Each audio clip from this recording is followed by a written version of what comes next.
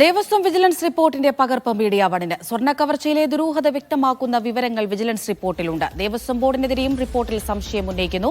ബോർഡിനെതിരെയും തുടർ നടപടി വേണമെന്ന് ദേവസ്വം വിജിലൻസിന്റെ റിപ്പോർട്ട്. സുനിൽ ഐസക് വിവരങ്ങൾ നൽകാനായി ചേരുന്നുണ്ട്. സുനിൽ, ദേവസ്വം വിജിലൻസിന്റെ റിപ്പോർട്ടിൽ ദേവസ്വം ബോർഡ് തന്നെയാണ് സംശയമുന്നയിൽ നിൽക്കുന്നത്. ഇപ്പോൾ അതിന്റെ പകർപ്പ് നമുക്ക് ലഭ്യമായിട്ടുണ്ട്. എന്തൊക്കെ പരാമർശങ്ങൾ ഇതിൽ ഉന്നയിക്കപ്പെടുന്നുണ്ട്?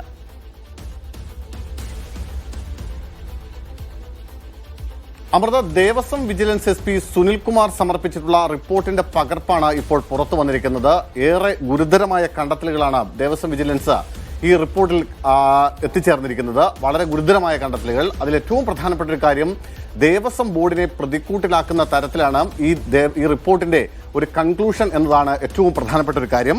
അതിൽ 4 കാര്യങ്ങളാണ് ഇതിൽ പ്രധാനമായും പറയുന്നത്. ഒന്ന്, ഉണ്ണികൃഷ്ണൻ പോറ്റിക്ക് തനിയെ ഇവിടെ നിന്ന് സ്വർണം കടത്തിക്കൊണ്ട് പോകാൻ കഴിയില്ല. അതാണ് പ്രധാനപ്പെട്ട ഒരു കാര്യം. മറ്റൊന്ന്, ഈ സ്പോൺസർമാരെ ഉപയോഗിച്ചുകൊണ്ട് വലിയ തോതിലുള്ള സാമ്പത്തികമായ തട്ടിപ്പുകൾ നടത്തി സാമ്പത്തികമായ താല്പര്യങ്ങൾക്ക് വേണ്ടി ഉണ്ണികൃഷ്ണൻ പോറ്റി ഈ സ്വർണ്ണപ്പാളികൾ ഉപയോഗിച്ചിട്ടുണ്ട് എന്നതാണ് മറ്റൊരു കാര്യം. ഇതിൽ വേറൊരു ഏറ്റവും പ്രധാനപ്പെട്ട കാര്യം എന്ന് പറയുന്നത്, ഈ ഉദ്യോഗസ്ഥരുടെ കൂടി അറിവില്ലാതെ അല്ലെങ്കിൽ അവർ കൂടി ഉൾപ്പെടാതെ അവരുടെ കൂടെ സമ്മതമില്ലാതെ ഏതെങ്കിലും തരത്തിൽ ഇവിടെ നിന്ന് സ്വർണ്ണപ്പാളികൾ അടക്കമുള്ളവ പുറത്തേക്ക് കൊണ്ടുപോകാൻ കഴിയില്ല. ഏതെങ്കിലും തരത്തിലുള്ള തട്ടിപ്പുകളോ മോഷണമോ നടത്താൻ കഴിയില്ല എന്നതാണ് മറ്റൊരു പ്രധാനപ്പെട്ട ഒരു കാര്യം. മുരാരി ബാബു അടക്കമുള്ള ആളുകൾക്ക് ഇക്കാര്യത്തിൽ വലിയ കൃത്യവും വ്യക്തവുമായിട്ടുള്ള ചില പങ്കുണ്ട്, അവരുടെ അറിവുണ്ട് എന്നതാണ് മറ്റൊരു പ്രധാനപ്പെട്ട കാര്യം. മറ്റൊന്ന്, ബോർഡ് ഉദ്യോഗസ്ഥർ മാത്രമല്ല, ബോർഡിന്റെ ഭരണസമിതി അംഗങ്ങൾ കൂടി അറിയാതെ ഇത്തരത്തിൽ വലിയ തോതിലുള്ള ഒരു തട്ടിപ്പ് നടക്കില്ല എന്നുകൂടി ദേവസ്വം വിജിലൻസിന്റെ റിപ്പോർട്ടിലുണ്ട്. ഈ റിപ്പോർട്ടിന്റെ പകർപ്പാണ് ഇപ്പോൾ പുറത്തു വന്നിരിക്കുന്നത്. ഈ റിപ്പോർട്ടാണ് കോടതി കഴിഞ്ഞ ദിവസം അംഗീകരിക്കുന്നത്. ആ റിപ്പോർട്ടിന്റെ അടിസ്ഥാനത്തിലാണ് ഒരു പ്രത്യേക അന്വേഷണ സംഘത്തെ ഹൈക്കോടതി നിയോഗിക്കുന്നത്. സ്വാഭാവികമായും ഈ റിപ്പോർട്ടിന്റെ ചുവട് പിടിച്ചുകൊണ്ടായിരിക്കും പ്രത്യേക അന്വേഷണ സംഘവും തുടർന്നുള്ള അന്വേഷണം നടത്തുന്നത്.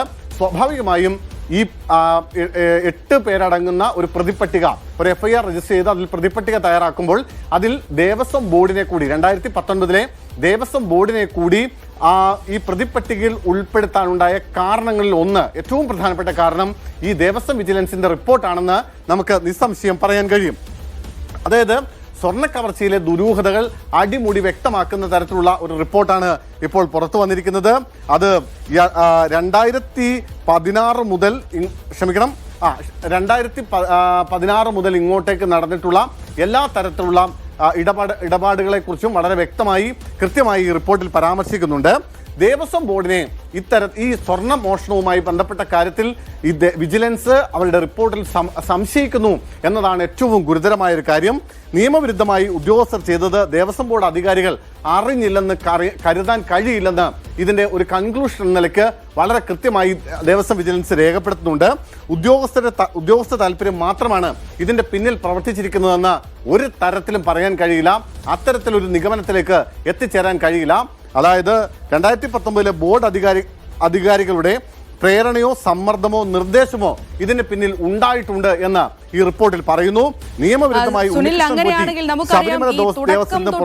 ഉദ്യോഗസ്ഥ വീഴ്ച എന്ന് പറഞ്ഞ് പലരും ന്യായീകരിക്കുന്ന കാഴ്ചകൾ നമ്മൾ കണ്ടു. പക്ഷെ അങ്ങനെയല്ല സംഭവിച്ചിരിക്കുന്നത് എന്നുകൂടിയല്ലേ ഈ റിപ്പോർട്ടിൽ നിന്ന് വ്യക്തമാകുന്നത്, അല്ലേ? തീർച്ചയായും അങ്ങനെ തന്നെയാണ്. അതായത് ഈ സംഭവവുമായി ബന്ധപ്പെട്ട് കൃത്യമായി ഏതെങ്കിലും തരത്തിൽ ഇത് ഉദ്യോഗസ്ഥരുടെ തലയിൽ വെച്ച് രക്ഷപ്പെടാനുള്ള ഏതെങ്കിലും ഒരു നീക്കത്തിന് പൂർണ്ണമായ തിരിച്ചടിയാണ് ഈ ദേവസ്വം വിജിലൻസ് SP സമർപ്പിച്ചിട്ടുള്ള റിപ്പോർട്ടെന്ന് നമുക്ക് നിസ്സംശയം പറയാം. ആദ്യഘട്ടം മുതൽ തന്നെ പത്മകുമാർ അടക്കമുള്ളവർ, ഇന്ന് രാവിലെ പോലും സംസാരിക്കുമ്പോൾ പോലും പത്മകുമാർ അടക്കമുള്ളവർ കൃത്യമായി ഈ ചോദ്യത്തിൽ നിന്ന് അല്ലെങ്കിൽ തന്റെ പങ്കിൽ നിന്ന് ഒളിച്ചോടുന്ന സാഹചര്യമാണ് കാണുന്നത്. പക്ഷെ അതങ്ങനെയല്ല. അങ്ങനെ ഏതെങ്കിലും ഉദ്യോഗസ്ഥർ വിചാരിച്ചാൽ മാത്രം ഇത്തരത്തിലുള്ള കാര്യങ്ങൾ നടക്കില്ല. മാത്രമല്ല, ഈ മൂല്യമുള്ള വസ്തുക്കൾ പുറത്തു കൊണ്ടുപോകുമ്പോൾ പാലിക്കേണ്ടുന്ന ചില പരമ്പരാഗതമായ ചില റൂൾസ് ഉണ്ട്.